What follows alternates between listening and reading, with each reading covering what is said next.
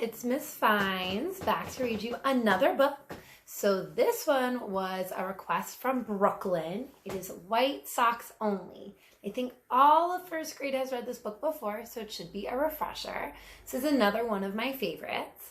As you may remember, this is a story about segregation. We talked about segregation for a little while. So segregation was when African Americans and white people were kept separate. They had separate schools, separate water fountains, separate swimming pools. And as we talked about, this was very unfair. And it often meant that African Americans had to use facilities that weren't as nice as the ones that white people got to use. Now, as we can see in this story, it's about a little girl. She's probably about 8 or 9. And as I look on the cover, I see that she's African American and that she has white socks on, no shoes. And I know the title is White Socks Only. And I see this water fountain says Whites Only. So that helps me make some predictions about what might happen in this story just by looking at the title. So if you haven't read this before, you should take a second and think, what is this book going to be about? What are some things I need to keep in my brain? Okay, excited to read it to you. The author is Evelyn Coleman and the illustrator is Tyrone Getter. Right here. White Socks Only. Grandma, can I walk into town by myself? I asked one hot summer's day. I knew what she was going to say. She was going to tell a story. Not just any story, but my favorite story. I watched her turn toward her spit can. Ping! The snuff juice hit the bottom, sounding like a chime. She rocked 1 or 2 times, her eyes closed, and then she looked up at me. You know you're not big enough to walk into town alone, girl. I don't know why you're asking me that. You're not big enough till you're going to do some good there. I smiled and plopped down on the step. She was about to begin the story. Grandma laughed. So now it's her grandma speaking. She's telling the story to the little girl. So now the main character is the grandma. You know, when I was a little girl like yourself, I sneaked into town once. Yup, all by myself. Wasn't planning on doing no good. Had just been waiting for a scorching hot day. I had 2 eggs hid in my pockets. Not to eat, mind you, but to see if what folks said was true. I slipped on my finest Sunday dress and my shiny black patent leather shoes and my clean white socks. As a reader, I stop and think, white socks. I know that's important because the title is White Socks Only. If I hear a phrase that's in the title, I know it's going to come up. I know it's going to be important. I pulled my plaits back with a bow. Why, I thought I looked pretty grown up. Lord, you should have seen me strutting, the dust flying behind me. I had to hold my arms steady on account of them eggs, though. Now that I think about it, I must have been a mighty funny sight. I sneaked on up that road singing to myself. And child, was it hot. On that kind of day, a firecracker might light up by itself. Oh, wow. It's so hot. A firecracker might light up by itself. I know firecrackers need fire to light up. So if it's that hot that a firecracker could light up by itself, she's saying it's as hot as fire outside. I was feeling pretty fine until I spotted that old chicken man sitting on his porch with his mouth like a smile. I just looked down at the dirt. My mama had told me how the chicken man still did things he knowed all the way from Africa, stuff that his grandmother done taught him. Mama also had told me he could heal the sick by the laying on of his hands, and that one time he made a blind man see just by looking deep into his eyes. And folks said he turned people into chickens if he didn't feel that what they were doing was right. That's why he was called the Chicken Man. I was kind of scared he might think I wasn't doing right, so I started walking faster. I still held my arms out steady, though, so I wouldn't break the eggs. I'm wondering what she's going to do with those eggs and why they're in her pockets. Anyway, when I got to town, I didn't see many folk that I knew. I wandered around with my mouth gaped open. This is what a gaped mouth looks like. Mouth gaped open. Can you do that at home? Looking at the white women in their fancy hats. That's when I saw Mama's friend, Miss Nancy, turning the corner. I was going to be in trouble if she saw me. She told Mama everything. So I took off running toward the first big tree I saw and hid behind it. I stayed there for a minute, panting, until I saw Miss Nancy walk out of sight. Then I tiptoed out. But in my rush, I burst one of my eggs, and it was slinking down my dress and legs. I figured I'd better do what I came to do and get back home.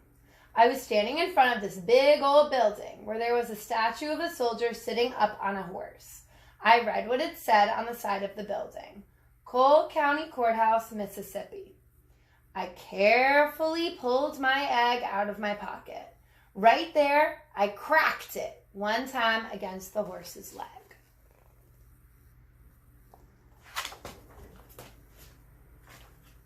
The egg's insides dropped to the hot cement. I knelt down with my face closed.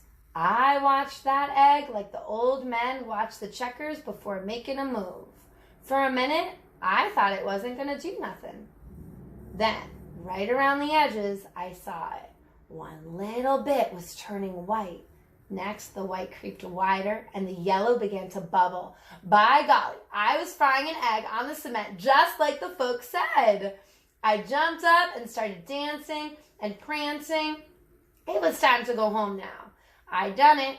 It was all over, and it was true. It could get so hot you could fry an egg on the sidewalk.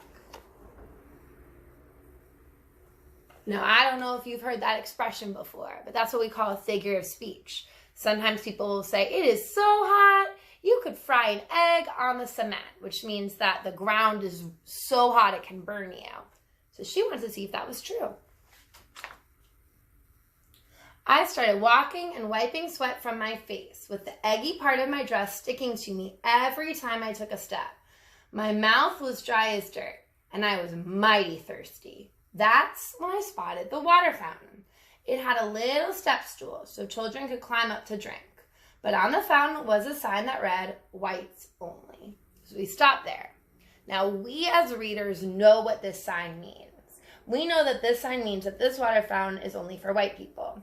And as we look in the picture, I don't see another water fountain that African Americans could use. This looks like the only one that's there. I also know that this little girl is not allowed in town by herself, so she probably does not know what this sign means. I also notice this is the same picture as the front cover. Well, I knew what that meant. So I sat down on the grass and took off my shiny black patent leather shoes. Now I only had on my clean white socks. I stepped up on that stool with those white socks hugging my feet. Is that what that sign meant? Did it mean white socks only?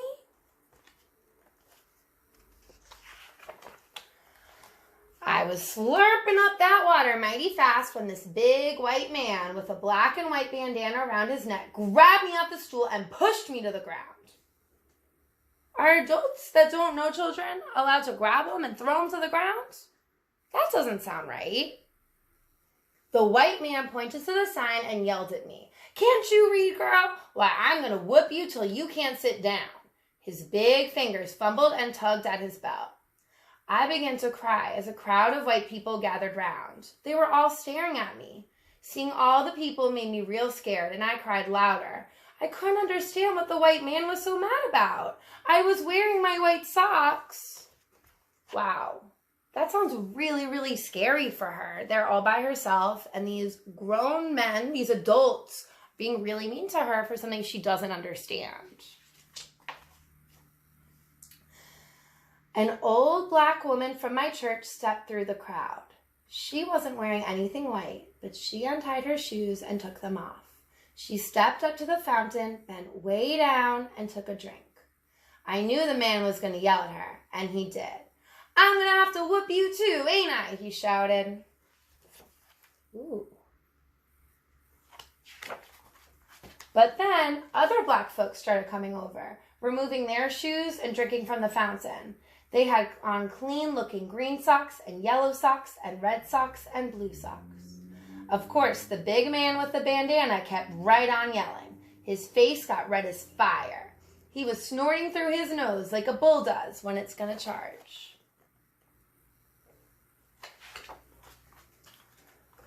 Other white folk came up and started yelling at us too. By that time, the big man had whipped his belt out of his pants. He was hitting me and everybody else who was close. None of the black people moved. They just covered their faces. I sat there sobbing, holding my arms over my head. All of a sudden, everybody got quiet, like they was going to pray in church. Even the white people. I peeped out through my arms. The black people and the white people were moving aside. The chicken man was coming through. He was slowly tapping his way toward me.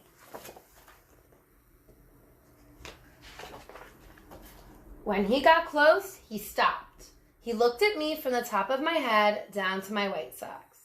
Then he bent over and pulled off his black shoes, his face squeezing up.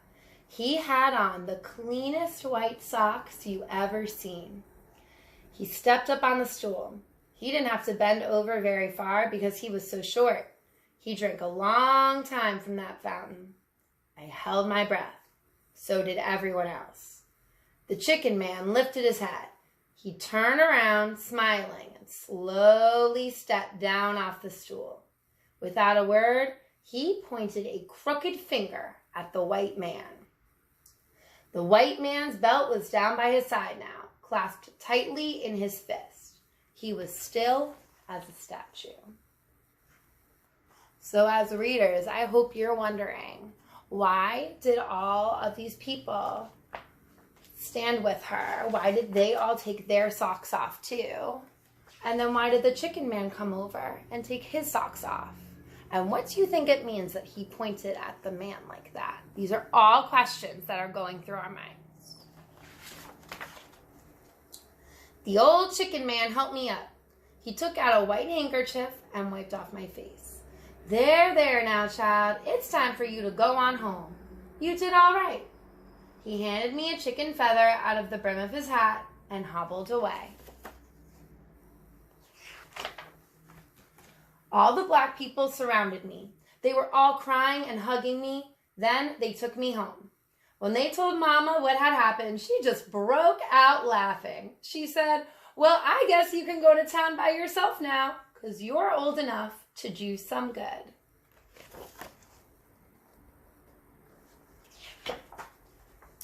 Nobody ever again saw the big white man who had whipped us. None of us dared to ask about the big chicken flapping around the courthouse near the water fountain either. And from then on, the whites only sign was gone from that water fountain forever. Now look at that chicken. My students always notice something that's around that chicken's neck. Something we notice on that man who whipped them. So what do you think happened to him? Why do you think there's a chicken there? All right, the end. I hope you enjoyed White Socks Only. Again, one of my favorite books. Thank you, Brooklyn, for the suggestion. So I just came up with a couple of questions that you and your family can talk about and write about at home. So I hope everyone can see. You might not be able to see me. Hopefully you can see the questions. So I have writing prompts for White Socks Only. Number 1, what good does the narrator do when she goes into town? So when we read the story, we know that the narrator is actually the little girl's grandmother. At the beginning, she asks her grandma to tell a story. And they keep coming back to this idea of you can only go to town if you're going to do something good there. So what good did the narrator do? All right, question number 2. What good could you do to make your world a better place? So this is a little girl, and she still was able to change things in her town. They took the whites only sign down in the water fountain. That's a huge deal. So think about what little things you can do to make your world a little better. One example I was thinking about was yesterday I was going for a walk, and I was in Riverside Park, and there was an Olympics that somebody had come up with.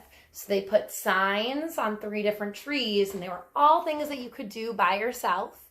So it was things like put a big stick in the pile, it was run crazy 8s through a cone, and then at the end of it, you saw that it was definitely a child who had made it, someone who was probably about your age. So that was something that made me smile, and you could see a lot of kids had been participating. There were a lot of sticks in the pile, something that had brightened people's day, and it was something that a kid had done.